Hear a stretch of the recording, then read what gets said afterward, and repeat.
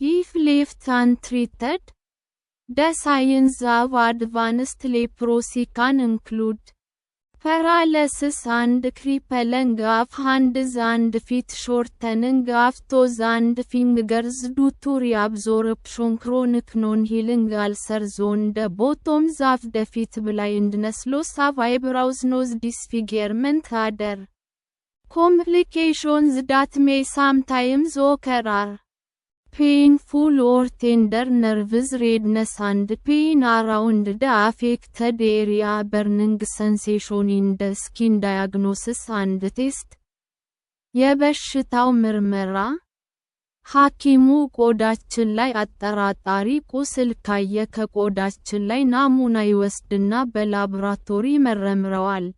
ስኪን ባዮፕሲ ስኪን ስሚር ቴስት የሚባል ምርመራ ይደረጋል። በዚህ ምርመራ በሽታው ፖስባክሌሪ የሚባለው ከሆነ የተወሰደው ናሙና ላይ ባክቴሪያ አይገኝም። በሌላ በኩል ደግሞ በሽታው ማልቲባክሌሪ የሚባለው ከሆነ የተወሰደው ናሙና ላይ ባክቴሪያ ይገኛል። ለፕሮምን ስኪን ቴስት የሚባል ምርመራ ይደረጋል። ይህም ምን አይነት ሌፕሮሲ በሽታ መሆኑን ያሳውቀናል። ሐኪሙ ይህንን በሽታ የሚያመጣ ባክቴሪያን ቆዳችን፣ እጃችን ላይ ውስጥ በመርፌ ያስገባል። ይህ ሲሆን ቱበርኬሎይድ ወይንም ቦርደርላይን ቱበርኬሎይድ ሌፕሮሲ የያዘው በሽተኛ ከሆነ ባክቴሪያውን የተወጋው ቦታ ላይ የማቃጠል ስሜት ይሰማዋል። ስለዚህ በዚህ ዘዴ የበሽታውን አይነት ማወቅ ይቻላል ማለት ነው።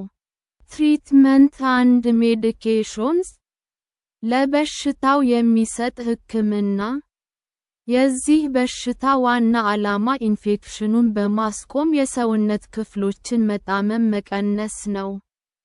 በሽታውን የሚያመጡ ጀርሞችን ለመግደል የሚከተሉት መድኃኒቶች በቀዳሚነት ይወሰዳሉ።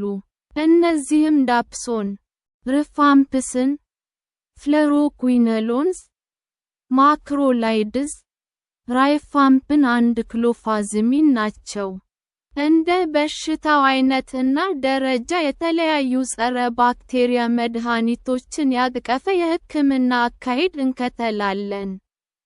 ሌሎች ጠቃሚ ጸረ ባክቴሪያ መድኃኒቶች ሚኖሳይክሊን፣ ኦፍሎክሳሲን እና ክሌሪትሮማይሲን ናቸው። ኦራል ኮርቲኮስቴሮይድስ እና ታሊዶማይድ የሚባሉ መድኃኒቶች እብጠትን በመቀነስ የነርቭ ጉዳትን ይቀንሳሉ።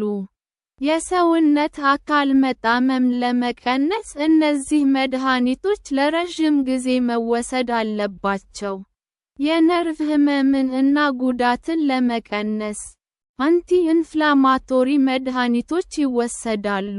ለምሳሌ እንደ ፕሬድኒሶን ያሉ ስቴሮይድስ መድኃኒቶች ይወሰዳሉ። ታሊዶማይድ የሚባለው መድኃኒት ቆዳ ላይ ለሚወጡት ቁስሎች ይጠቅማል።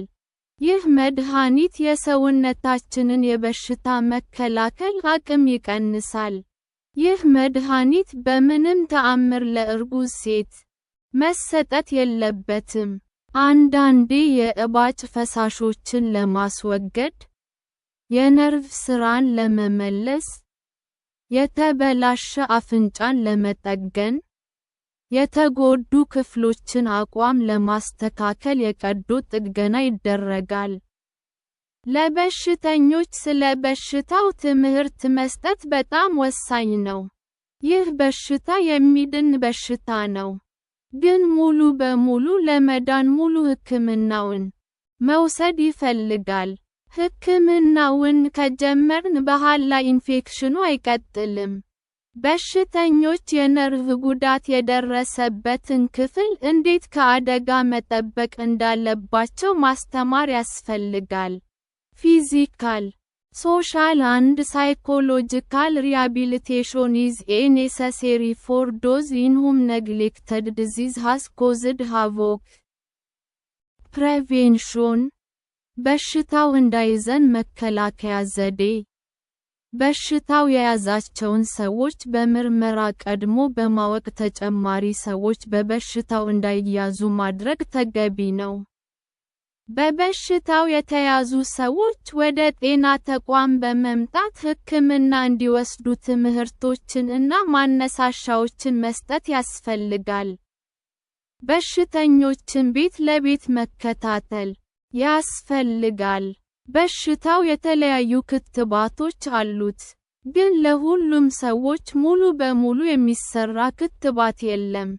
A study demonstrated that prophylaxis with a single dose of rifampicin was 57% effective in preventing leprosy for the first 2 years in individuals who have close contact with newly diagnosed patients with leprosy.